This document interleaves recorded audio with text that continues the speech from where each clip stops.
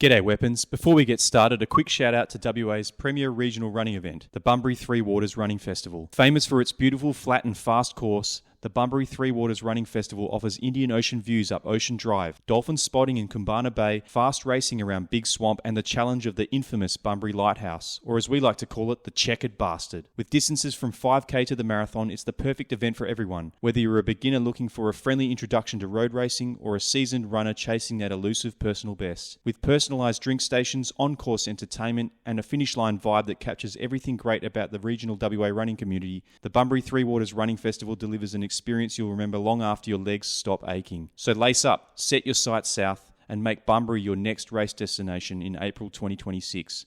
Find out more and enter now at runbunbury.com.au. Leave that in. Yeah. No, I'll cut it out. Yeah. I'll keep this bit in. Yeah.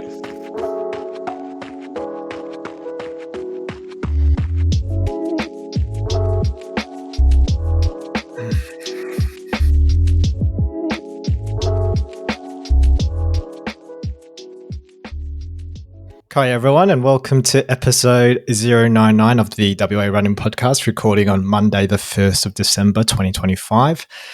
It's just Chris and I this week with a quiet weekend of running, but we still had the Marathon Club McNally Applecross Shoreline run, aka the 3K World Champs, along with Strive Program B that consisted of the 800 metres and the 3,000 metres.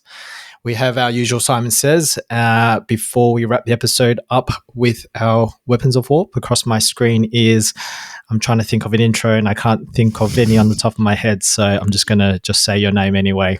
Christopher Dean Shaw, how are you, mate? I'm good, mate. I don't know your middle name, Simon. Do you have a middle name? Yeah, you do. Do I? We make fun of the fact that is it Dwee? Yeah. Very good. Yeah. How are you, mate? I'm really good, mate. I'm really good. Glad to be back. I don't think we've recorded an episode together for a little while, so it's good to be on board. I can't believe we've made it to 99 episodes. That's kind of crazy. It is the big 100 next week. Be interesting who we get next week, but that should be a lot of fun. But yeah, it's gone by really quickly. Like I can't believe we started episode, was it 53? I think so, yeah. I think we were covering, what were we covering? Like the 10,000 metre state champs? Was that episode? Oh, it could have been the Freo Running Festival, was it? Or was that? No, I think Freo was the second episode because I remember because it was the DNF. That's right. Yeah. Yeah. Infamous. Yeah. How has your week been? Yeah, pretty good, mate. I had a bit of a down week this week in terms of overall running volumes for the last couple of weeks. Yeah. I've been climbing a little bit just with the cycling and the running. I think the last couple of weeks I'd managed about 12 hours of exercise. So I decided that I'd probably just wind it back this week. On Monday, I had Maddie's birthday, which went really well. Mm-hmm. Stayed at the Guard Hotel in Fremantle on Sunday night. Had a few cocktails, went out for dinner. Mm-hmm. And then spent the morning or the day. We took the day off work and just spent the day binge watching shit on Netflix, which was fantastic. Don't get the opportunity to do that very much anymore. So the kids were at school, and that was wonderful. And then Tuesday, Henry had a procedure, so I had the day off work to help him through in the hospital, but then also the nightmare that ensued after he came out of hospital. How's Henry going? He's good. I won't say exactly what he's had done, but for the listeners' reference, he's wearing a nappy at the moment, and he's 8. So that might put a few ideas in people's heads. And not for religious reasons. Not for religious reasons. No. No, we tend to stray away from those kinds of things on this podcast, don't we, Simon? Yeah, we do. Yeah, for sure. But no, I think had a good week. So ran 30 Ks this week. Rode about 6 hours worth, and I only did the gym once this week. So just didn't want to overdo it. What I did enjoy this week actually was my chat with Shaphan Cox and Peter Hallahan from the Curtin University Research Project. Caught up with them and spoke for over an hour, I reckon. Wow. And yeah, just to all things running, like from following. I guess they went through my heat map and talked through the things that I had been doing since that study started. I can't think we had them back on episode 80, so a while ago now. Yeah. But yeah, could have spoken to them for hours. So that was really the highlight of my week in terms of running. But most of my run, there's no intensity in my running at the moment. I ran for that 30Ks, I ran 3 times. I think I ran an 8K, a 12K, and a 10K. That 12 and 10 were back-to-back days, so that's a good sign. No soreness on either of those runs. So I feel like things are ready to go back upward again. Just have to take my time and just I'm really enjoying jogging, to be honest. Like it's no relieving. sessions. No sessions. Yeah, it's good to not be able to do sessions for a while. But I would like to be able to run over hills or something. So, but I am wary that might aggravate my ITB. So I'm just going to hold back on that for the time being. How about you, mate? No, before I get to my week, got a couple of questions. So, any insights with your chat with Peter and Shaphan around, where you run? And I know we were talking about, how important place is and where you run and how important that is to a person. So any insights that you sort of identified through your chat with them? Yeah, so I guess that there was a couple of things that were kind of obvious. Is that like my runs are, well, especially because the majority of that study was taken through the Gold Coast build, right? Yeah. And then in the kind of couple of months afterward. So a lot of the start was really sporadic running. So I don't run in the like. There are probably a couple of days. So what I explained to them was that if I have to do an hour, I'll run for an hour on a very specific loop that I've kind of fine-tuned over a period of time, and I like it for several reasons. And that usually constitutes my Monday and possibly my Friday run. And then Thursdays would always be at Munga in that period of time. So I've got really dark circle around Lake Munga or Gallup. And so that was probably the most frequent running spots, but everything else was quite sporadic. And I guess my reasoning for that was that all of my long runs I like to do, like if I'm not running a marathon specific session, I would like to try and explore the city. So I think a lot of the times in that build, I was doing these kind of 40K runs around the city, circumnavigating the river or going out to the trails and just getting lost.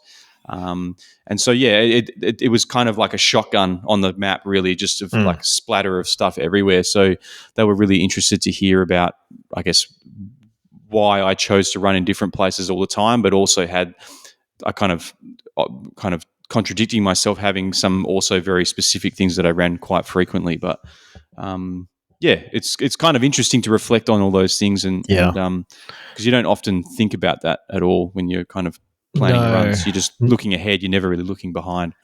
Yeah, and I suppose marathon training, you're doing a decent amount of mileage, right? So although there's your stock standard Monday run, that hour loop, 12Ks or whatever it ends up being, whilst at the same time you might be doing a long run that's sort of ranging between 30Ks to 40Ks. But also, as you go through a marathon build, it becomes very grindy and boring, and you try and navigate or spread yourself out across the Perth metro area just so that it's something different, right? Yeah. I suppose it would be interesting to see what a person's heat map would be if your mileage was halved, or maybe if your focus is a 5K, 10K, whether or not you'd still venture out more widely.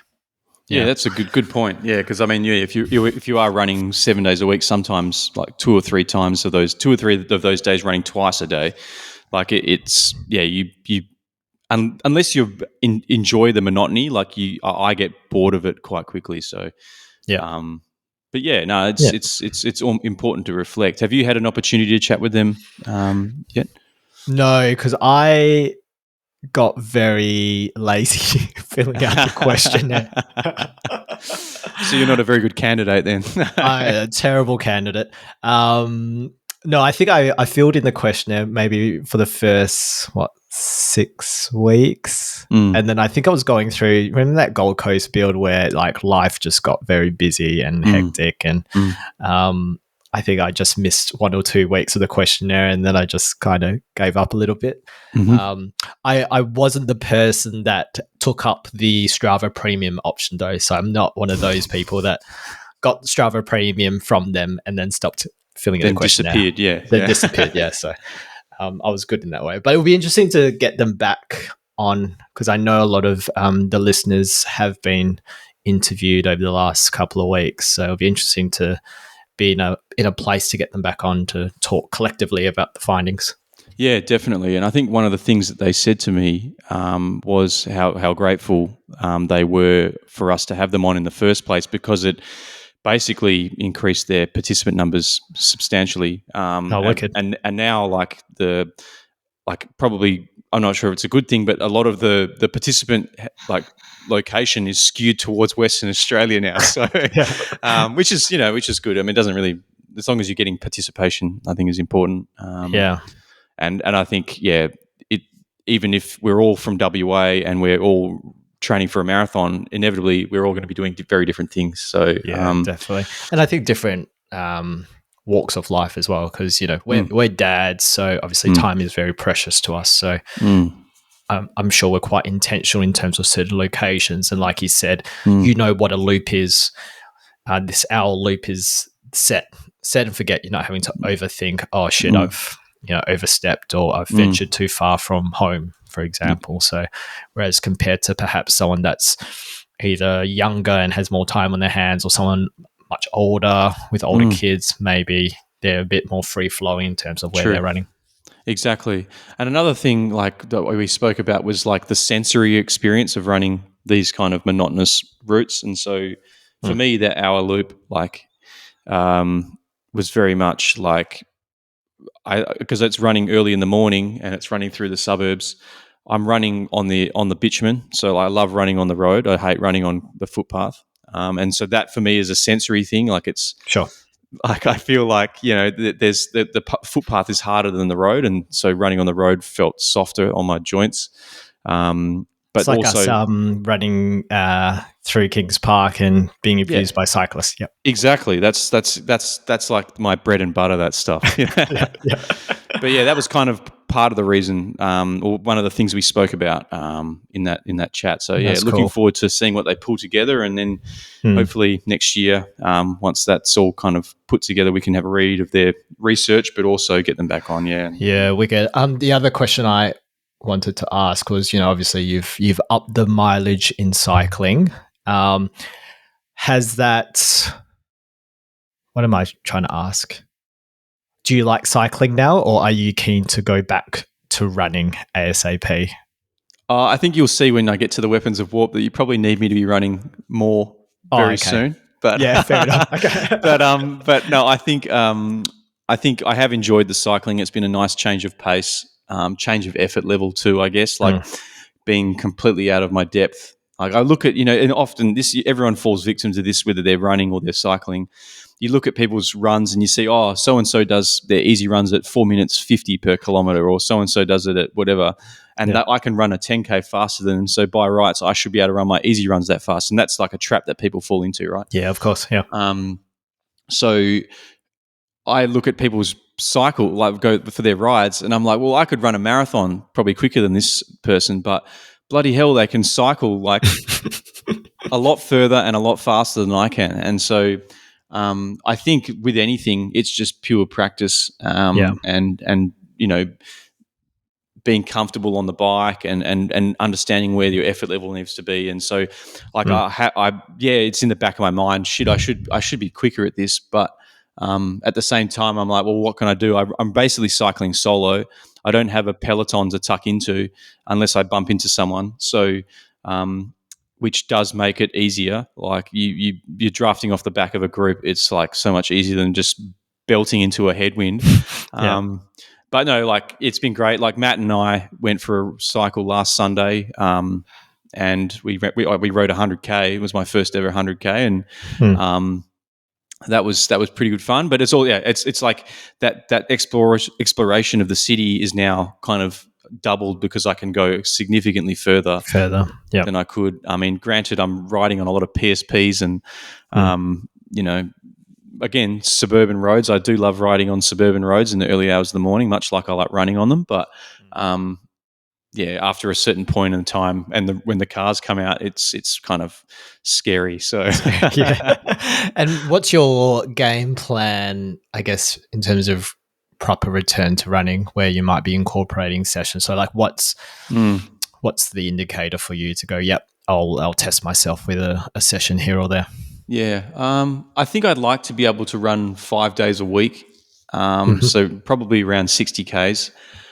Before I start incorporating sessions, which I don't think I'm actually that far away from. Like, we'll see how this week goes because it's, the last few weeks have been up and down. But Ryan, my physio, was explaining to me that, 4 or 5 weeks ago, whenever I kind of did have a break, that I'm likely, like, given what the injury I have and the history of my running, like, I'm likely to experience some level of soreness or awareness for probably like 4 to 6 weeks. And so, initially my volume got brought down drastically, and that's probably, I made that call on my own. It wasn't something that Ryan really directed me to do. It's more like, his direction was, you should probably cut your runs from 7 days a week down to like 4 and try and alternate your days. But like the volume of those days wasn't to be brought down, but I just basically just cut everything into half and just kept it to half an hour runs. And so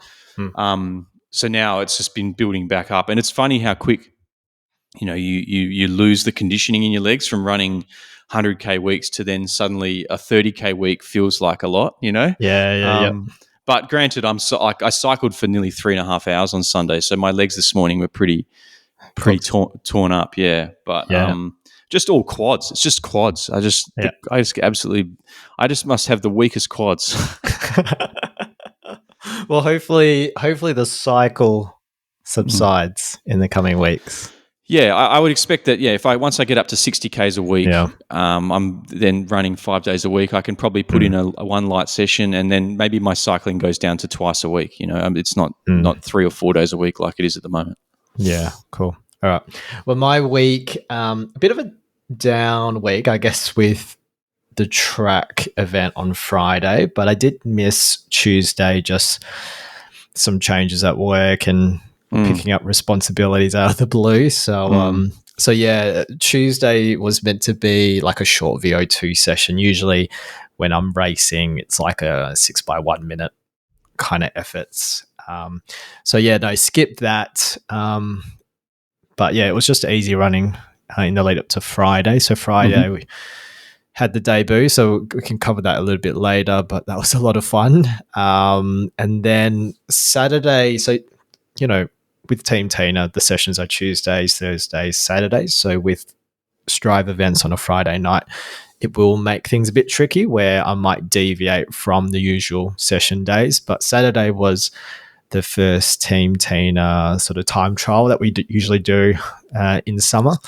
Probably wasn't a good idea to full send a 5K the next day, but I was able to pace Ash for her 5K. So she was hoping to run somewhere around 20 minutes, so 4-minute Ks, probably roughly my tempo-ish effort anyway. So that was good. Legs felt pretty good after the 800 actually, so pulled up okay. But then Sunday, had the worst DOMs. I think I got woken up just due to the soreness, which usually doesn't happen unless I've done a marathon and I wake up in the middle of the night.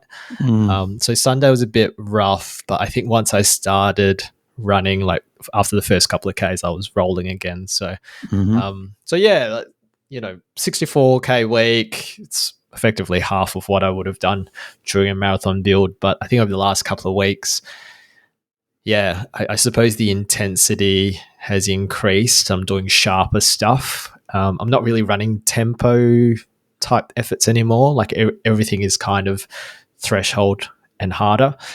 That's probably contributed to general soreness that I would have felt if I was training for a marathon. You add in, strength and conditioning, which my body has no idea what it's experiencing at the moment. So yeah, it's a different stimulus. I think it's I'm feeling motivated and driven, which was the intention behind doing track, right? Knowing my personality, trying something new, and then getting obsessed over that new thing and trying to get better at it. So so it's pretty exciting. Sort of made the right choice to not think about marathons in 2026. And Friday went pretty well as well. So I liked it so much that, I'm doing a 1500 this coming Friday. So this coming week, Tuesday will be a full session, but then it's kind of easy running until Friday. And then instead of a Saturday session, I'll do a Sunday session. So I think it's like 3 by 10 minute threshy effort on a Sunday. Cool. So so I think that the makeup of my week will look a bit different if I am racing on a Friday night. Were you always intending to race this 1500, or is this something that came about after you did the 1800 last week? No, I had always penciled it in. I think just where it sort of landed. But I was contemplating not doing it because I guess there was a lot of anxiety and fear in the lead up to the 800. So Tina did say, look, if after the 800 you hate it, let's just change it to a normal training week. But after Friday's run, I was keen to get back on it. So and just looking at all the other races that I want to try and do, whether it's just Founders Cup or I think into the new year, there was like one or two sort of like the Marathon Club type races that I wanted to do, which just kind of fell in the Strive program events that I would have done. Yeah. Now I'm doing the 1500 this coming Friday. Sick. I'm contemplating trying to like balance it, right? Because it's fun, but I do question, am I getting that much training benefit by focusing on that? I know some of the guys, even running on the Friday night, would then go to McGillivray and do almost a session after their run. So I suppose that's one way of combating the training week and not feeling like you're wasting a Friday, like a day doing a race. Yeah, I think I might have asked you that a couple of weeks ago, whether or not that was the plan to do like a threshy afterwards, because it does seem like the thing to do, like flush all the lactate out and at least get something more stimulus out of the day. But yeah, that's cool. I guess you just see how it goes. I mean, you've got lots of opportunities to race over the summer, and as you get more comfortable with it, maybe you will start doing those little bits and pieces afterwards. Yeah, that's it. I think the thing that was hard about Friday night was the race was at 8:00 basically, and just the adrenaline rush, right? And then you're pumped afterwards, and I had a hard time going to sleep that evening, so I didn't get to sleep until well past midnight. Yeah. And then I decided to go to the Team Tina session at 6 a.m. at Scabs, right? So I got no fucking sleep whatsoever. So I think the thing that I'll need to get used to would be running at that effort late on a Friday, because if I'm running at Friday night, it's usually an easy run, and I usually calm down pretty quickly and go to sleep okay. But the adrenaline rush of that event kind of kept me awake for quite some time. For sure. Do you want to go through your race now, or should we wait till we get through the results, mate? We'll go results, hey? So how about we start with the Applecross run on Sunday?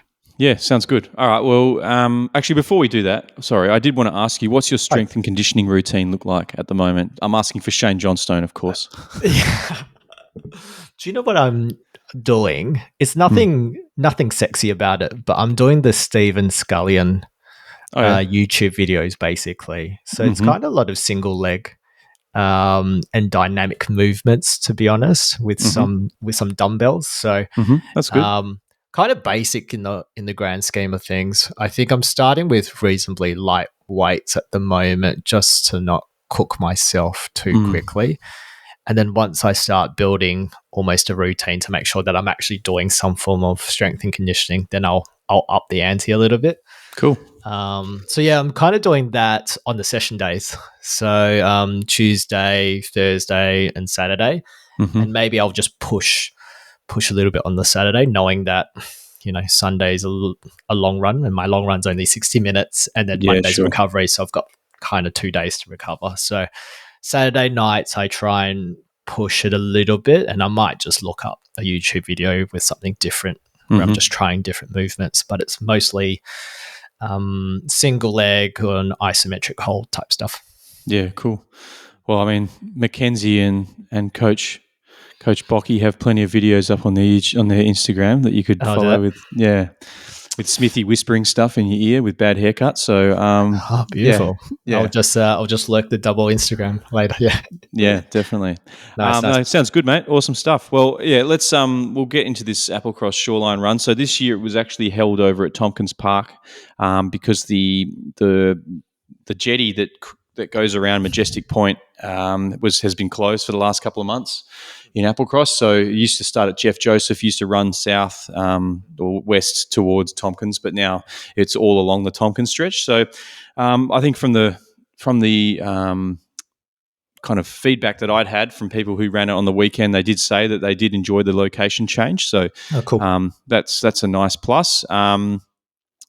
But and conditions were, I mean, not too bad. I think it was a little windy, but for the most part, I think it started about 13 degrees in the morning on yesterday morning. So not awful for a 30th of November. Anyhow, let's get to results. The 3K World Champs. Now, I believe I won this race last year. So you did? Do you officially have the course record, or is it unofficial? We're not too sure. No, definitely nothing official or technical about it. Now, what's interesting about this year's results is that in the men's 3K, it was again won by someone in the 35 to 39 category over 2 under 16s. So we had the tradition continues. Yeah, Ka-Fung winning in 10:28, followed by, which is actually pretty similar to my time last year, I think. Neil Schumann in 11:28, and then Kai Langford coming in third, 12:01. In the women's 3K, we had Aja Kins, 12:20, followed by Kaylee Schumann in 14:02, and then Sophia Regan in 15:01, all under 16s there. So probably indicative of the age of people who should be racing the 3K. I'm just looking at your time from last year. You did 10 minutes 33. Oh, bugger. So Car has official course record. Motherfucker. I guess this is it's a new course, right? So technically it is a course record. Now, the 7.5K was won by Thomas Chapman in 25:28, followed by Drew Langford in 28:20 and Oscar Burke in 29:25. Emily Murray won the women's 7.5 in 31:22, followed by Laura Weischenecker in 33:03, and then Freya Walsh in 34:39. Yeah, I had to work for that one. The 15K, the men's was won by Scott Chambers in 59:35, followed by Jared Pretorius in 1 hour 40 seconds, and then Ben Lyne in 1:01:13. Lily Oliver won the women's 15K in 1 hour 4 minutes 30 seconds, followed by Alexandra Carl in 1 hour 5:17, followed by Emmy Florence in 1 hour 5:42. I think we spoke about this before, and this is no disrespect to anybody who ran these times this year, but it does seem that there were probably a few names missing that you typically see at these events from the WA Marathon Club. And I just wonder whether it's because people are focusing on other things like track, like yourself, or maybe they're, just actually appreciating they've put in a lot of, a bit of time off. Exactly. So, it's good to see. And by all accounts, the course change was a good one this year. Yeah, sounds now good. Let's get to the primetime event of the weekend, Simon, with the Strive Program B on Friday. As you mentioned at the top, you ran the 800 meters. Would you like to take us through the results and your experience debuting in the 800? Yeah, well, we'll start with those that actually did well in the event. So we'll start with the 800 meters. So in the men's A heat, that was taken out by Mark Midgley in 1:56. Jaden Tan came second in 1:56.82, and then George Holmes coming third in 1:56.96. So a pretty close race there. I think Jaden was leading after the first lap, but then Mark just was able to kick towards the end there to take the win. In the women's race, that was taken out by Neve Walsh in 2 minutes 13. Coming second was Sarah Hines in 2:14, and then Macy here in 2 minutes 15. We had Lee Chang, who was the person that told me that I should be seeing ancestors on the second lap. So he ran in the second heat. I think his PB previously was 2 minutes 18, but had a phenomenal race and shaved 3 seconds off. So he came in at 2 minutes 15 in the second heat, 3 second PB. So congrats, Lee. And Simon Pham, the veteran, in the third heat up against a bunch of 12, 13-year-olds. Came third in the third heat. Yeah, in 2 minutes 22.09. I might recap my night after the rest of the results, but we also had the 3,000 meters, and that was at 9 o'clock. So very, very late run there.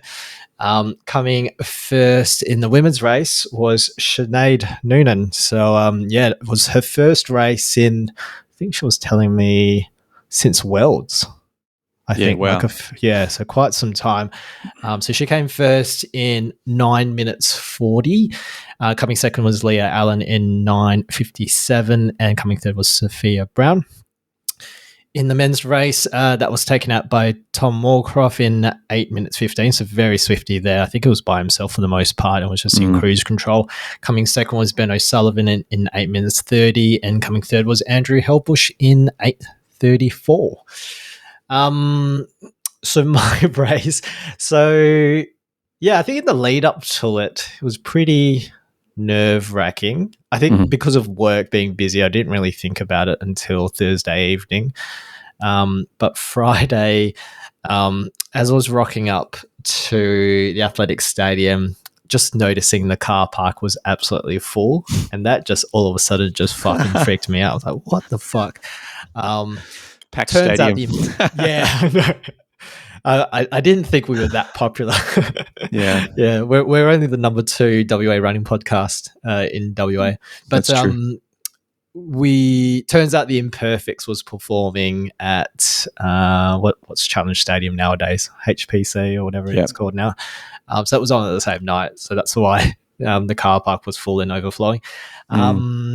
So it was my first track race. What they do is, I think they get you to check in using Roster Athletics, which is where all the results are saved in. So it's just a new process where you have to check in using the QR code once you're there. Since it was my first track race of the season, had to pick up my bib and stuff like that. But I was able to I saw a couple of people that I spoke to that sort of calmed the nerves down. Saw the guys from Canning Districts, like the Let's Cook guys that do track at Canning Districts. So that was cool to see them. Saw Raf. Did my warm up with Lee and Adam.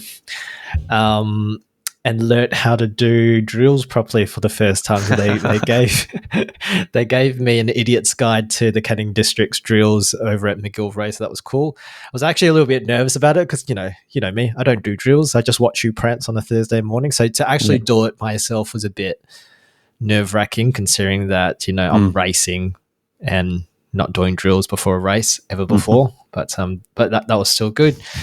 Nothing new on race day, right? Nothing new on race day. Well, I wore the Atsawest singlet for the first time, all that sort of stuff. Spikes? Well, I did wear spikes beforehand. Like, I have worn it to one training session. So True. That's not too new, but everything else was quite new. And then 7:40 sort of came along, so we were kind of lining up and ready to go. Looking at the start list the day before, I knew I wasn't. So I was going to be one of the oldest, but not the oldest. There was like a guy that was born in 1980. So I thought, I wasn't going to be the oldest. But then it turns out that guy didn't show up. Oh, so nice. I was. Thanks, that guy. Thanks. I don't even know his name. So looking at who I was up against, everyone was probably born between 2012 and 2014, so probably sort of range. Genuinely like 13-year-olds. Yeah, genuinely 13. I think Adam, we know Adam. Adam was born in 2001. He was the next oldest. But yeah, everyone was born in, 2012, 2013. So definitely up against kids. I was sharing a lane with, what's his name? Banjo Laurie. Anyway, I was trying to make small talk. I was going, is this your first time? And he's like, oh, no, I've done this a couple of times before. And I said, it's my first time. And then he was just looking at me like a complete fucking loser. Anyway, he didn't talk to me after that. But I think the thing that I was anxious about, not because I was racing against kids, but I knew that because you start in your lane and at some point you're merging, right? And not knowing where that was. And people were saying that, there's these little cones, sort of 100 meters, and that will be your signal to merge. But you don't actually see the cones because they're like these little tiny ones that are right at that spot. Anyway, and I was in lane 11, so sort of the outside lane. So I'm sort of ahead, right? So that made me really, really nervous. Anyway, gun goes off. And I'm sprinting because I don't know how to pace an 800. And I see the cones. I'm like, okay, cool. I know where to merge. Hit the cones first. And then because I'm on the outside lane, I'm the first to merge. And no one's saying anything. So I figured, okay, I've done this right. And then I'm at the front. And, I'm sprinting away and I'm sort of anxious. And my internal monologue is, fuck, like, what am I doing? And do I slow down? Do I speed up? Do I turn around, like, see how far I am? And it was very frenetic. And I think I could hear like people cheering my name on the other side. So I don't know who it was. Simon. Well, I don't know. It must have been Sinead. I knew Sinead was warming on the other side. Cool. Anyway, that cheering made me go faster because I looked at my pace and my pace just picked up in that moment. Meanwhile, I'm hearing the commentator on the loudspeaker. He's sort of rattling all the names, and Travis, I think is the name of the commentator, was just like digging into how old I was compared to the other kids. Anyway, I'm running and I get to the 100-meter stretch for the first lap, and at this point in time, I haven't looked at my watch. I don't know what pace I'm going. Things are pretty frenetic, and I see the timer, and it was low 60s. I went, fuck, I've made a big mistake. Yeah. And I think in that moment when I saw it, I slowed down instantly, but I knew that I had already committed. So I crossed the bell at 67 seconds, which was not part of the plan. Yeah. And then maybe I was good. I mean, I was feeling fine. I think it was the adrenaline, but after 100 meters, so at the 500 meter mark, my legs just went jelly. And I hadn't turned around at that point in time to see how far ahead I was. I knew I was ahead. And I think looking at Carlos's photo at the time, I looked way ahead to everyone else. Yeah. Everyone went out conservative. But yeah, I fucking hit a wall. Legs turned into jelly. And yeah, it was a very painful last 300 meters. I think it was okay, like perhaps going to the back stretch a little bit, but hearing the commentator talk about how old I was and, referring to me as the veteran up against young guns and youngsters. And I think, it was just throwing a bit of shade at the time. I think that started to mentally break me a little bit, to be honest, because it was starting to get into my head a little bit. But then when I got to the maybe 150 to go, and as I was approaching the last 100, I was swinging my arms, my legs weren't moving, and I could hear the commentator say something along the lines of, "Oh, Simon Pham, 1988, he's pulling a hammy, he's slowing down, these youngsters are closing him down." And I could then hear like the kids catch up, and maybe in the last 50, I think some 13-year-old, I think Alfie Gray, which I think I saw in the in last year's Applecross Shoreline run results. Anyway, overtake me right at the end, and I think a second guy sort of pit me to the line. So yeah, no, by then my legs were gone. I had gone out too quick. So it was like a 67-second first lap, and I think my second lap was 75. It must have been. So oh wow, big positive split. Big positive split. So I think I was talking to Raf beforehand, because beforehand I was like, oh, I'm aiming for 225, but that was still very hopeful. And Raf said something along the lines of, oh, it's your first time. What you want to do is, run your first one quick and then give yourself, like, you will positive split, but let's go naturally. 70-second first lap and then 75-second second lap, and that gives you a 225. So I did the second lap okay, 75. Yeah. First one went fucking quick. So yeah, no, I'm happy with the 222, but yeah, it was a bit of a thrill. It unlocked a new pain threshold for me, but yeah, I'm raring to go. Like, it's pretty addictive. Yeah, the buzz was pretty high after the fact, and yeah, I don't know if, I guess it was my first time, so you kind of don't know how to race it, right? Like, I could say that, if I slowed down, if I ran a 70-second first lap, maybe I would have been able to push, but don't know. Easy to say, I guess. Yeah. Did you, like, in terms of, like, you obviously weren't prepared for how that would feel, because you've never felt that before. Yeah. But did you have anything in your, like, medicine cabinet, like those Sodibic tablets, or were you drinking beetroot juice, or any of those Nomeo drinks, or whatever people are drinking these days, to try and buffer the lactate a little bit? I contemplated. I decided not to, just in case I shit myself, and that would be horrible. Catastrophic, yeah. For my debut, if I just like projectile shit on banjo. No, I contemplated, but I did in the end. I have been taking beta alanine, like, over the last couple of days, but that takes kind of weeks to sort of take effect, and whether or not it makes a difference, I don't know. I might entertain the idea of bicarb, but I might do it for my VO2 sessions first, just to play around with the dosage and stuff like that. So yeah, no, I didn't on the evening. I thought about it, but yeah, decided to play it safe. Then sorry. Yeah, cool. So what was when you crossed the finish line, were you flat on your back after that, or were you no, it was kind of all over. The pain just went away straight away. So yeah, I think my legs just went lactic, so I wasn't huffing and puffing or felt the urge to vomit or anything like that. I think I just went quick at the start, and the second lap was probably, in my eyes, very slow. It was just, my legs just couldn't move. Like, I think D. McPhee describes it as like a sudden loss in power. Like, everything just switched off.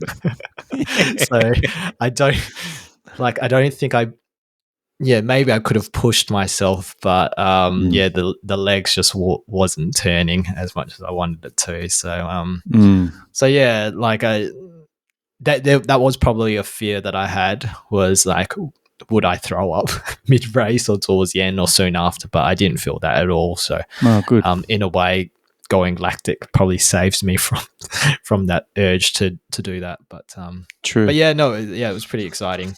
I'm looking forward to the 15. I think there is a thrill in terms of not knowing how this plays out. Whereas, we've done enough 5Ks, 10Ks and halves to know how it should feel. And in a way that gives us a level of comfort. But this is a weird experience, like a weird thrill. Like, I was messaging you guys today going, what time should I put as my seed time for the 1500? And, we all said sub 5 minutes, but we don't even know if that's an insult to me or not. I'm not too sure. True. So I guess we'll find out.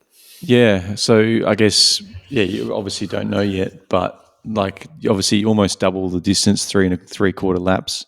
But the pacing strategy will be completely different. I'd imagine you're not going to go out at a 67 in the first lap of this one and then suffer through two and three-quarter laps. I suppose. I'm trying to remember, when you do a 1500, you're not technically not in a lane, right? You kind of just like wrap around. You're on the curve, yeah.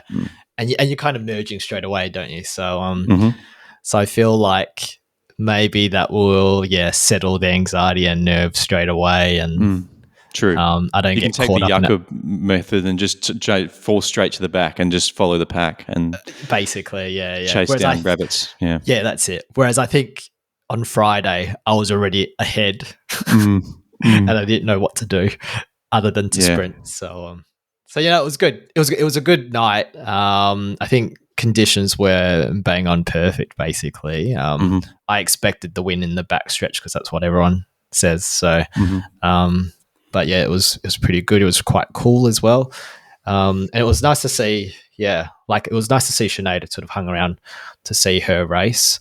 She looked like she was in cruise control. So it'll be interesting to see what she's got up her sleeve over the next sort of coming months. I think she is aiming for like the 3,000 meters, 5,000 meter state champs in the coming months. Yeah, nice. Well, I hopefully we'll get a chance to catch up with her soon. Maybe next week or soon. Who knows? But it will be good to talk all that stuff. But yeah, I think you've got a note here that says something about the qualifying time for the nationals is like 9:35. Is that right? 9:35. So she's not too far from it. But I think if you win the state champs, you automatically qualify. Gotcha. As well. So it's one or two options for her. So she's not too far off. She had, I think there was Emma Philippe pacing around that 9:30 pace. So she kind of paced the group sort of halfway through. So, but yeah, after Emma had sort of fallen out, she was in cruise control the whole way, kind of leading the group and was pretty comfortable for her in the end, which is cool. Awesome. That's great to see. How was your experience? I mean, yes, you've done a workout in them, but how was the experience racing in spikes? You said you had DOMs. Was it predominantly in your calves and Achilles, or was it elsewhere that you had the pain? No, I think people were asking whether or not my calves hurt, but nah, the calves didn't hurt. I think it was it's more of the quads, funny enough. But I think it was just running at the effort, to be honest. For sure. Yeah. I mean, 67 seconds is like for the road runners, like 2:47 pace for that first lap, which I don't think I've registered a VO2 rep that fast ever in my life. So definitely a shock to the system, I think. So no, the spikes felt amazing. It kind of feels like you're on your tippy toes. And I imagine if you're doing the longer stuff, so it'll be interesting this Friday doing a 1500, you're kind of doing 3.5 laps, that whether or not I'll feel it in the calves, particularly if I'm not doing a 60-second first lap. So yeah, maybe I'll feel it. I have penciled in a 5,000 meters in spikes, whether or not I'll do that, but I reckon you'd probably feel it in your calves a bit more when you do the longer stuff. Definitely. Yeah, I think that's where you'll probably need a couple of days rest afterwards to make sure you don't end up with any niggles. But for sure. That's good. Awesome stuff, mate. Very exciting. Looking forward to seeing how this 1500 goes this Friday. Any predictions from you? Like, what's the time? Because you got my time bang on. How crazy was that? So I guess I said 2:22:22, and you ran 2:22:09. So I was off by 13 hundredths of a second. I don't know. Like it's a tricky one. It's not going to be as, like, I think Will maybe said, just double it, because if you double, take your 1600, but then you only run 1500.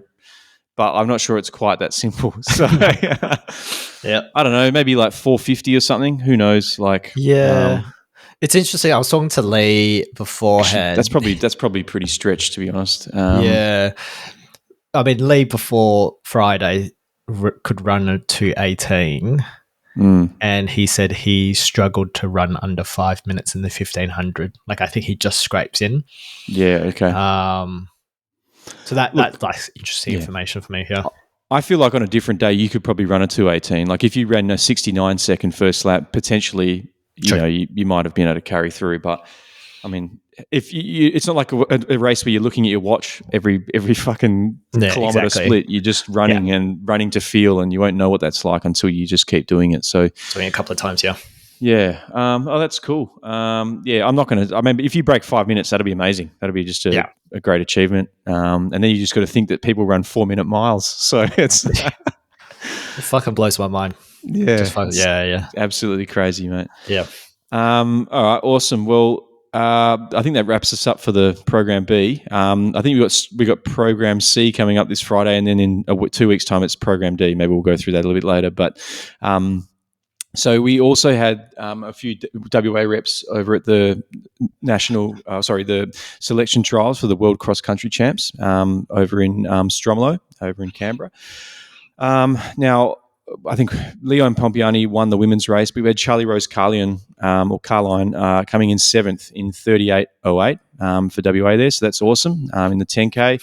Cam Myers won the men's race, but in the under 20s, we had Jonah Hanakiri and Tony Thomas running, both coming 20th and 26th respectively in 27.10 and 28.31 in the 8K. So good to see some WA representation over there. It's not really cross country season at the moment, but I guess it is in the Northern Hemisphere. So it'd be interesting to see if you go from running track in the summer and going into cross country in the winter. What do you reckon?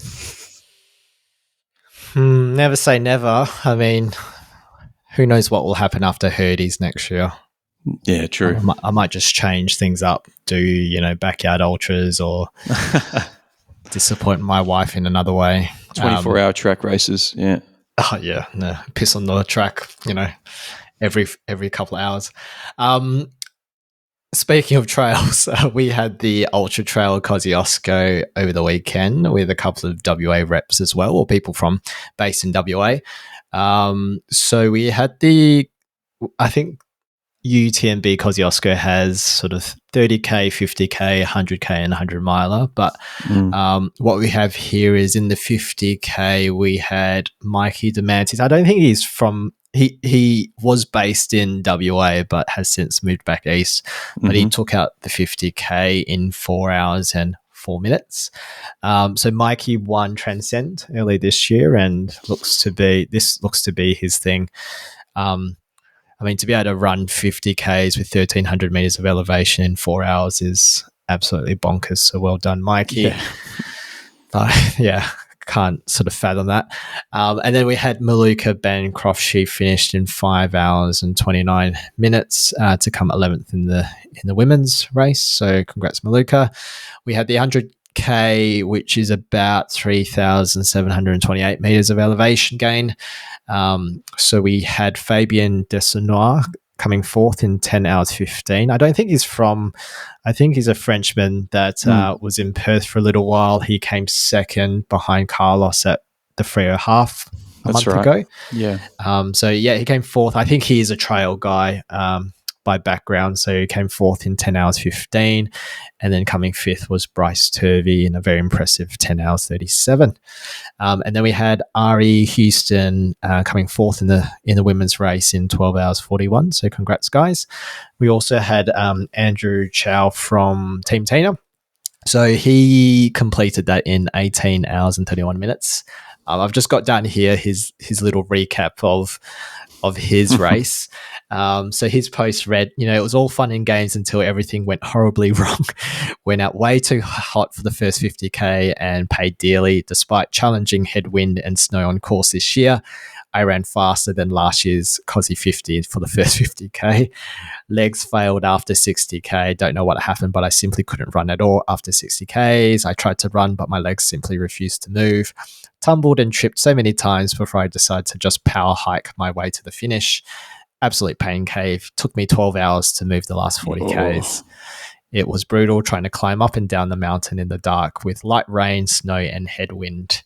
Did not come all this way to DNF. Got it done regardless. So that sounds like a shit time, Andrew. So congrats for getting that done. Yeah.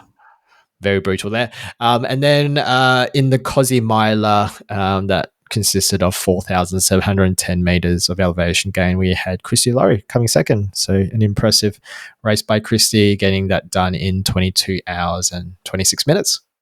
Very good. Well, yeah, amazing. The Laurie family continuing to do special things. Definitely. So upcoming events, as I mentioned earlier, we have Strive Program C this Friday. We've got a 400 meters and a 1,500 there, of which you'll be doing. Are you interested in doing a 400 meter at any point? I mean, I don't know how I'm going to run faster than 67 seconds. True. Never say never. Yeah.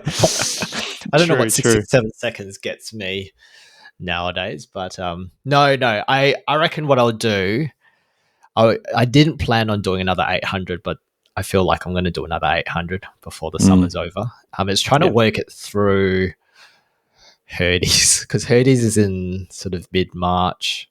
Not that I'll train for it, but it's just trying to fit in Strive events. I reckon I'll do another 800, and depending on how I go, I might do another 1,500 after this Friday as well, is my game plan. Yeah, I think you got to get the most out of it by doing at least twice for each of them. Twice, I reckon. Yeah. Yep, and that'll set you up nicely for whatever you decide to do next summer. So, all right. So we've also got the PTS Summer Series at Qigong on this Sunday, the 7th of December at Wollongong Regional Park.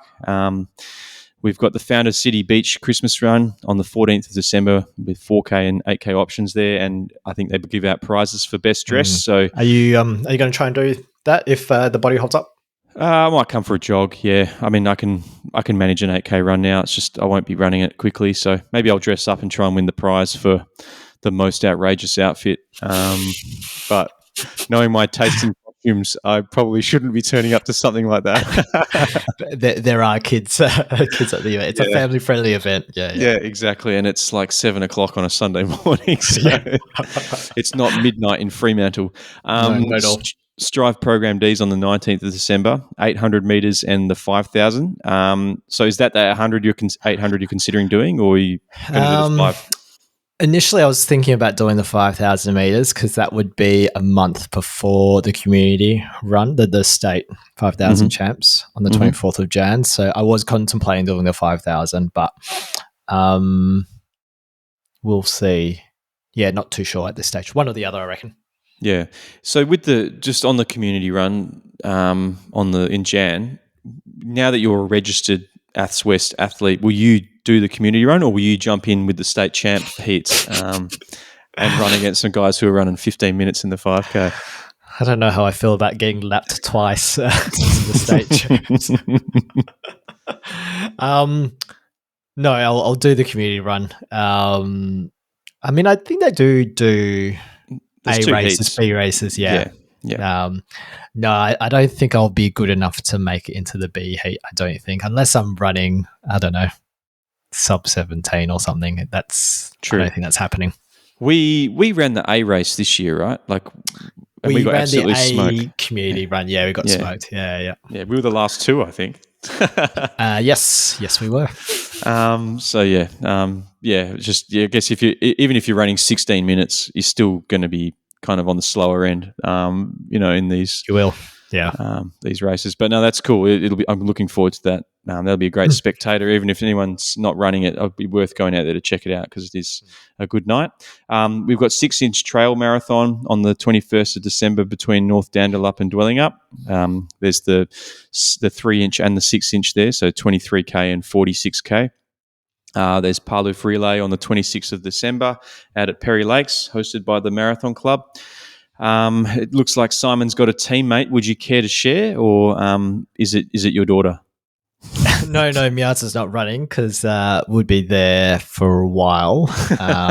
She'll just head to the playground after first couple of 100 meters. No, Big Kev didn't reply to us about wanting to be my teammate, so I've moved on. I've upgraded to an older person.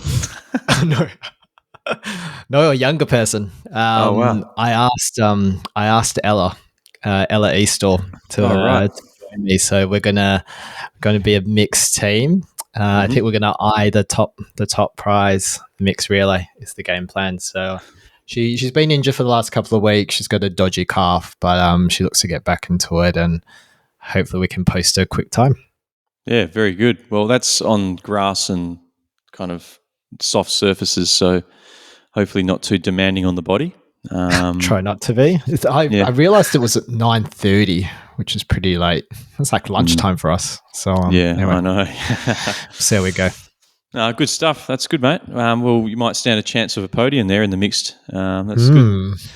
Ella's been, besides the calf, I think Ella's been running quite well recently. So yeah, she has been good. Yeah, look, I'm looking forward to see what she produces next year. I think she's training for Busso in the half. Mm-hmm. And then I don't know if she wants me to share this, but she managed to snag a Melbourne marathon entry.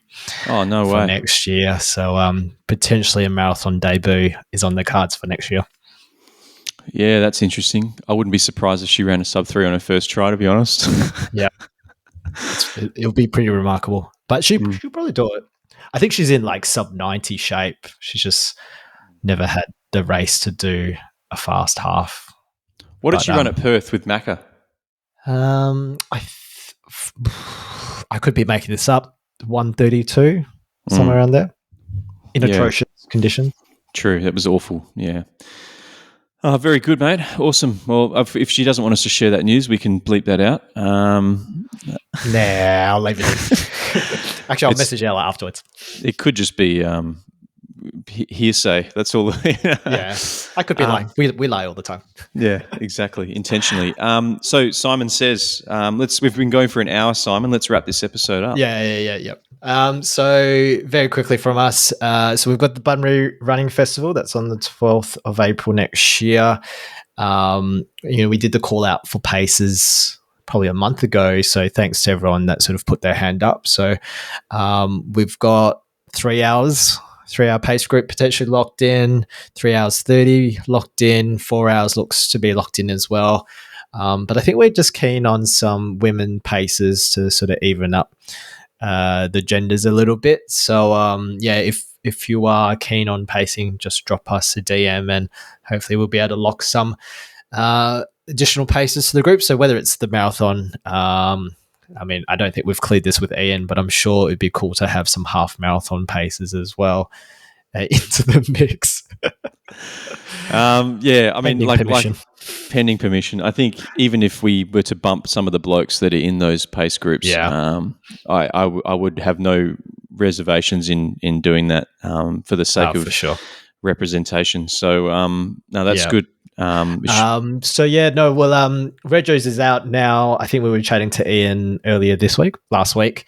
Entries or Reggio's have exceeded expectations this time last year. So this looks to sell out pretty quickly, with some little tweaks to the course and to the event. You and I have spoken plenty of times about how this is one of our favorite running festivals in the WA calendar. So, and looking at some of the prize money, it's probably underrated in terms of people overlooking it because usually it sort of coincides with the same weekend as Bridges, but it's a week apart next year. So first place in the marathon, you get 1,500, second place gets 500 and third place gets 300. And even in the half, first place gets 1,000, second place gets 400 and third place gets 200. So decent prize money there for a regional running festival. And then lastly for me, Bix Kalamunda have been doing community runs every Saturday at 7:30, and this weekend we'll be there. So we're partnering with Bix Kalamunda for two options. I think we've got a 7.5k flat gravel run for those that are allergic to hills, and a 10k option with about 350 meters gain, sort of to and from the Bix Kalamunda store. So looking forward to seeing you guys there. I think we're meeting up at 7:20 for a 7:30 start. There'll be free coffee, some free Bix post run, and because Vlad loves giving away free shit, it seems like he's giving away a bag of protein for anyone that is there this Saturday. So looking forward to seeing you there. Yeah, looking forward to that, mate. I think Vlad's. I think maybe the first week probably had longer options for that club run, but might have scared a few people away. So these options are very accessible.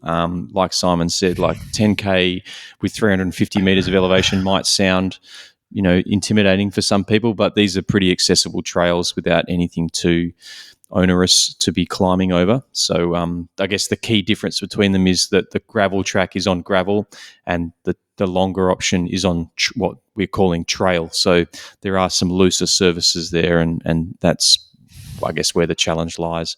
All right, well, I just want to go through a few weapons here. We've got actually had one listener submitted weapon this week, submitted by one of Perth Running's power couples, I guess you'd call them. I won't name them for the sake of keeping it anonymous, but noticed that someone was logging breath work on Strava this week, which I'm not too sure about. I don't log my breathing. And I also don't log my time that I spend in the toilet or having a wank. So, unless it's mid-race. 2023 Bunbury Marathon, was it? Or 2024? Yeah, true. Remember. That's true. I hope I wasn't having a wank mid-race, but But there's like where does the line? Where do we stop? I mean, I guess Strava or Garmin or Coros are putting these things into their watches and allowing people to log them. So maybe the people are not to blame, but the people giving them kudos certainly are. So getting 40 odd kudos for breathing is is outrageous. But, congratulations for being alive. Yeah, exactly. But anyhow, my next couple of noms come from the doom scrolling side of things. So often find myself doom scrolling on Strava, but doom scrolling on Instagram or on YouTube is also kind of a problem for me and a problem for many, I'm sure. But I've seen some people putting together videos or posts about aiming for ridiculous jumps in their marathon time. So like someone who might have run a 2:57 or a 2:58 suddenly aiming for a 2:30 marathon in 6 months' time, which to me seems outrageous. Like it's for an amateur runner, it seems like a very big jump. And maybe, I've made my mistakes on this podcast putting my numbers out there before. I think ahead of Gold Coast, I said I'd run a 2:45, but then as time progressed, I did change that goal, realizing how ridiculous it was. But what really irks me about this particular video that I saw was that it wasn't through training or hard work or rigor and dedication to try and bring that marathon time down. It was based around losing non-functional weight, so weight that's not doing anything to make you perform in a better way. So, which I think is a pretty dangerous message to be spreading to people on social media, particularly when it's so prevalent now that we find out that many elite athletes suffer from eating disorders or,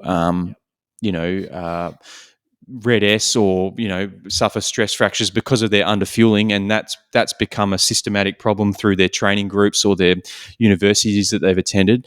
And so when rec runners see this stuff and see, oh, well, it's normal for so-and-so to have a 500 calorie deficit every day, well, then why can't I do that? And, to suggest that you could have a 500 calorie daily deficit for 6 months and train for a marathon seems pretty fucking dangerous to me. It's ridiculous. So, yeah, and even like cutting 25 minutes off your time as well. And it's not like you're running a 5-hour marathon and you're cutting it to 4:30. It's like you've gone sub 3 and all of a sudden you think you can run a 2:30 marathon without any proof or indication that you could is ridiculous. And we've had Gabby on countless of times, and the key takeaway message that Gabby says every time she's been on has been, Like, if you're fueling for performance, like if you want to get faster, you need to fuel for that type of performance rather than undercutting yourself. And like you said, you're basically setting up a recipe for disaster if you think that, of course, when we're all marathon training, you may lose weight incidentally, but you shouldn't be intentionally trying to lose weight to get faster. Makes no sense. Yeah, exactly. That's the kind of 1%er that, it makes a small difference in your time down the track, but that's not what you're going to be using as the primary motivation or the primary metric to actually change your marathon time. So, that was quite disappointing to see. And then another one I noticed, like it's people making spurious claims that they technically won or technically ran a course record for a race that they might have run, when in actual fact they DQ'd or they DNF'd or they didn't actually run a course record. Like nothing. There's nothing technical about that except the disqualification. The disqualification is the only thing that matters. So to suggest that you technically won but then didn't take the prize because you were DQ'd, well, there is no technical about it. That's the end of the story. You've DQ'd. If you're really going to take ownership of it and try to save face, well, make no mention of the time. Say that you got DQ'd, cop it on the chin and move on. There's no reason to try and justify yourself, or maybe there is. Maybe people feel like there is, to justify themselves to their followers or their subscribers or whoever. Maybe this is probably their means of income. So but it's just when you're coaching other athletes and you're representing brands and you're making all these kind of off the cuff remarks about things that a race that you were sponsored to go and participate in, well then. I mean, it's not I don't think it's a good thing for the brand to be doing things like that.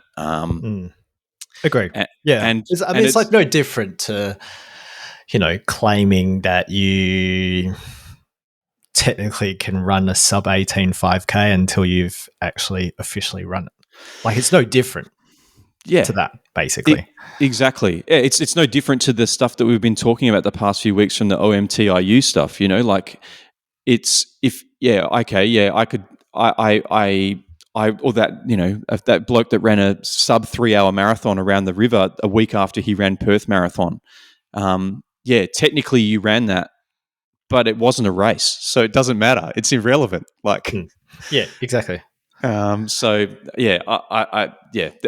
It's pretty disappointing, and obviously I need to be running more frequently because I'm obviously digesting too much bad running content. So I'm looking forward to running 100-kilometer weeks soon and technically running a course record somewhere.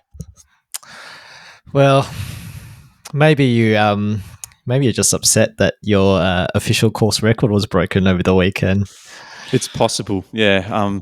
And it wasn't by a 16-year-old kid, which is disappointing. So yeah, definitely. Anyway, hopefully you're back to running 100K weeks shortly, or hopefully there's more positive stories for us to shout out at Weapons of Warp. I don't know. It's been a quiet week in terms of good weapon type behavior. Yeah, look, there's lots of amazing things that people are doing out there. I guess people might be gleaning from this is that I haven't been on Strava a great deal recently, so I'm not keeping up with the Joneses. So yeah, I'm sure that as my running increases, so will my engagement with the running community, and hopefully I will be noticing some good and obviously not so bad behaviours in the coming months. But let's leave it there, Simon. I think that's been an hour and 15. No Vicky this week. She's in the UK. She's off, spending time with family. Looks like she's been rugged up in some pretty cold, wet and cold weather gear.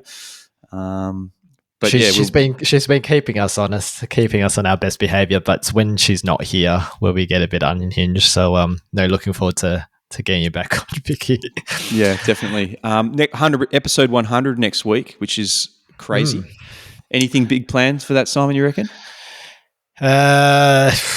Maybe someone that will heckle me for over 60 minutes is probably on the cards for episode 100. Yeah. And probably these guys didn't have so much of a social media presence, but our social media presence has increased since. So that's probably the clue for next week's episode. But we'll wrap it up there. You can reach us on Instagram at WARunningPod. Our email address is warunningpodcast@gmail.com, and our Strava group is Warp. Thanks for tuning in, and we'll see you next week for episode 100. See ya. Party on.